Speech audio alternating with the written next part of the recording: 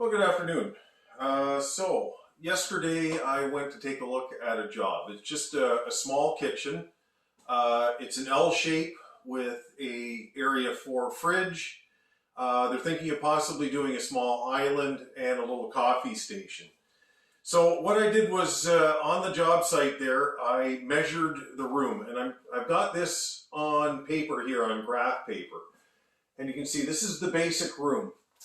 I'll show you a little bit more closely as we get into it. But when I take these measurements, I'm very specific on what I take. I take measurements usually from my left to my right, and I try to work with center lines for figuring out, let's say, for the sink, for your range, stove, whatever you want. And other things like fridges, how much room you leave for spacing for fillers, panels, and that kind of stuff. But the thing is, I want to be able to do a takeoff from this as quickly as possible. So yes, so you could enter this into a computer program, but then you'd have to fill in all the parameters. And I want to be able to do this as quick as possible. So when I'm on site, I take all the dimensions, I put it onto graph paper, because to me it's the easiest way to do it, because I take 6 inches for each little square, and so basically it's a 1/2 inch to the foot for all my dimensions. So I'm going to show you what I do here, and I'll show you how to do the deductions and to do this efficiently so that you can do a proper takeoff. All right, here we go. So here we have my layout of this room. Okay, so we've got a pass-through coming in here. So the front door is in this direction of the house. There's a patio door facing this way. I have an exterior wall on this side, and we have a fridge that's going in this location there. So I'm basically going to be running an L shape through here. And the sink is going to go in where the window is. This is the location where it is now, and they're okay with leaving it in that location.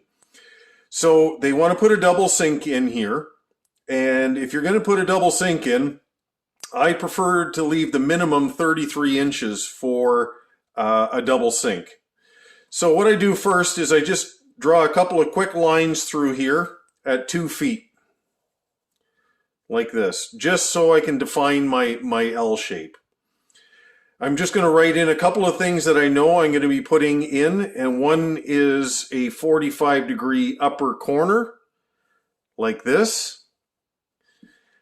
And I've got an upper cabinet here, and I've got a series of upper cabinets here where the stove is going to go. Okay? But what I want to do is figure out what are my dimensions for everything now. So if my sink is going to go in here, then I need to be able to take proper dimensions for it.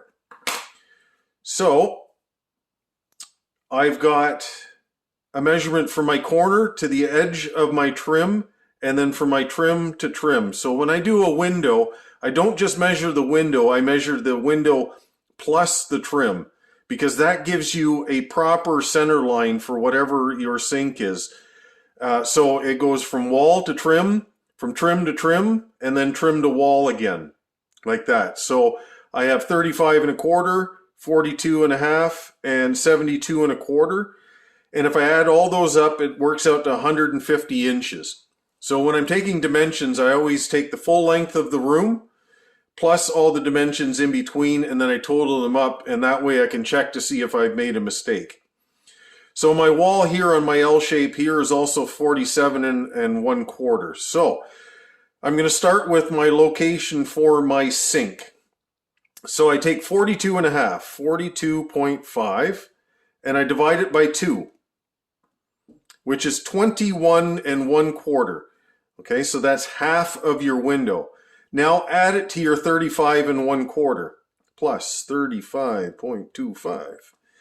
I have a center line of 56 1/2 inches.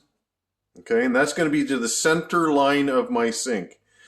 So my sink, like I said, I want it a minimum 33 inches, so half of 33 is 16 1/2, minus 16.5.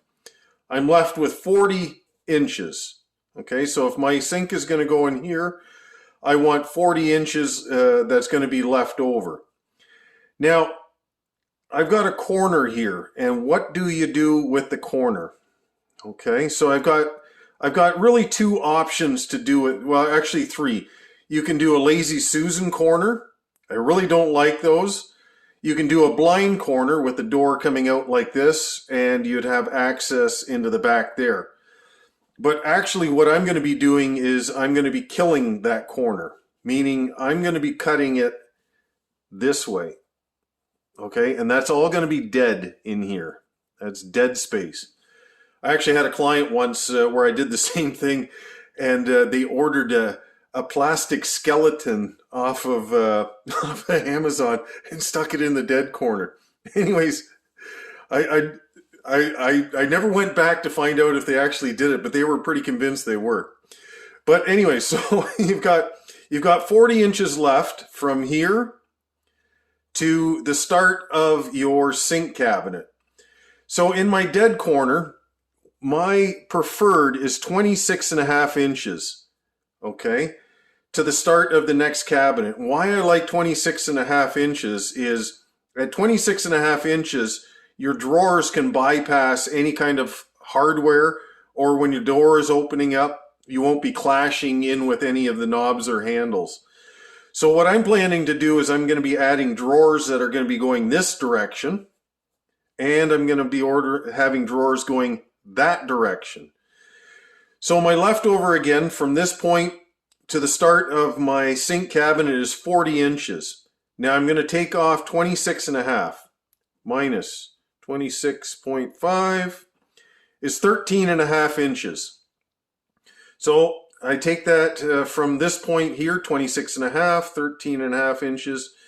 Roughly it's about here. I'm just going to draw this in quickly. And then I've got my sink cabinet, which is 33, and it's approximately in this location. So I've got 33, I've got 13.5, and I've got 26.5. So I already know I've got my center line here. I know my dead corner space. I know my next set of drawers, and I know my sink cabinet. Now I want a dishwasher. So dishwasher is going to go into this location, and I need 24 inches for my dishwasher. 24, and I've got a panel right here. Okay. So if I add up all those spaces, 26.5 plus 13.5 plus 33 plus 24 plus 0.75 gives me 97.75 of an inch to right there. 97.75 of an inch. Okay, so that takes me right to there. Now my stove is going to go in next here, and I need roughly about 30 inches for my stove. Okay, but that's 30 inches is for the slide in. Okay, so I want a little bit of an overhang of my counter. So if this full length of cabinets here, including this panel, is 97.75, I want to go 1/4 past. Okay, so that's going to make that 30.25, but I also want to be having a little bit of overhang here. So my opening for my stove is going to be 30.5 inches. Okay, so starting from that panel to the next cabinet is going to be 30.5 inches. So now I know what these lengths are here. So if I can take like my 150, which is the total length of the room, 150, minus 97.75 minus 30.5, this space that's left over is 21.75 of an inch from this cabinet to the end of the wall. But I want a 1-inch filler against this wall here. So I go minus 1 inch. And that is 20.75 of an inch for that cabinet right there. Okay. So if I know that this dimension here, 21 3/4, is this cabinet from the edge of this wall to here, now I want to figure out the center line for my upper cabinet here. Now, my upper cabinet, I'm not going to make it 30 and a half. I'm going to make it 30. And the reason I'm going to make it 30 is because hoods or microwaves are 30 inches wide. They're made so that they'll fit into a 30-inch opening. So what I do is I take that measurement there, 30.5, divide it by 2 again, is 15 1/4. Okay, so 15 1/4. Now I'm going to add that to that 21 3/4 plus 21.75 is 37 inches. That's to the center line of my hood right there. So my hood cabinet is going to be 30. So minus 15 leaves me with 22 inches for my upper cabinet. Okay, I'm just going to pencil this in. I know that this one is now 30. This is 22, but I want to be able to deduct 1 inch from this for a filler. Minus 1 gives me 21 inches. All right, so now we know that this cabinet is 21 plus a filler, 22, and then this is 30 inches wide. Now, how do you figure out this cabinet that's left over? How do you figure that out? Well, go to your 72 1/4, 72.25. I want a 1/2 inch space to the start of my panel, so minus 0.5. Okay, so that's going to be my stop of my full run of cabinets here. So now I go back to this start here, minus 22, minus your hood, minus 30, gives you 19 3/4. Okay, so that's the total width of that cabinet, including the panel, because my panel, I want 3/4, so minus 0.75, you're left with 19. Okay, so you see how that works?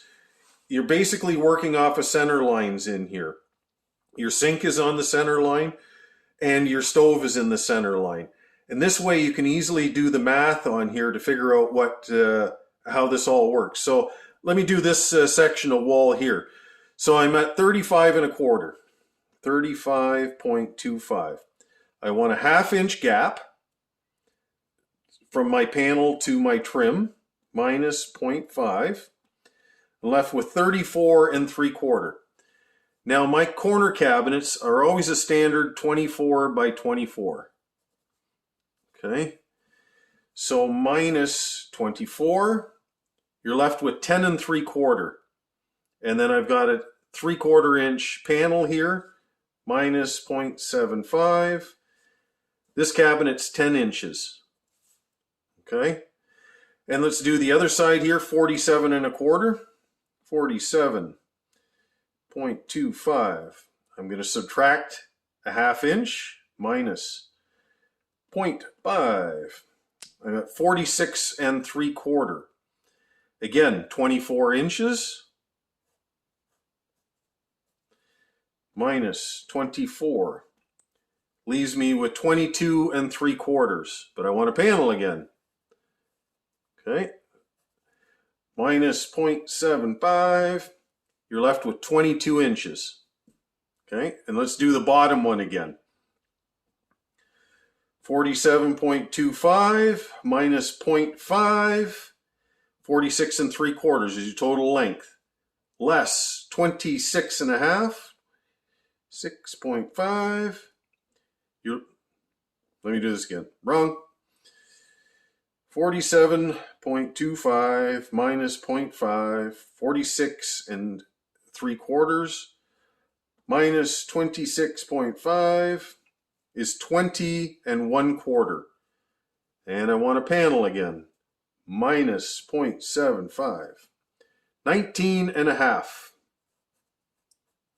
Okay, let me do this a little bit neater here.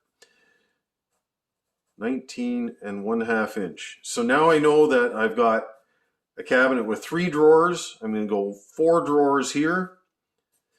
I've got a sink cabinet like that. I've got a dishwasher. I've got my range, and then I've got a bank of 3 drawers again. But now I know all my lengths of my cabinets here, and now I can do my proper takeoff so I can do the estimate on it. I've got a fridge going in here, and then there's 1 additional cabinet. But that's fairly simple. But as far as this goes, that's how you work things out to work off of your center lines. And it's an easy way to do a takeoff. I can literally do this process of it in less than 10 minutes. And then I can just add that into my factors for how many drawers I have, how many doors I have, how many cabinets I have, and the square footage. And I can figure out the cost of a kitchen within, I can basically do this whole kitchen estimate in a half an hour. And that's the kind of time, it's all I want to spend on something like this, because this is only for quoting purposes. If they want elevations and everything else, then it goes to the drawing stage at that point. But this is just for quoting so I can get an idea of costs. So when I meet with them next, I can go, okay, here's your options, here's your start-in cost, and then we go from there. Anyways, this is how I've done it for years. You can do it through a computer program, but at the same time, I find this to be actually a little bit quicker, just for my needs and what I do here. Anyways, if this is helpful to you, I hope you can use it.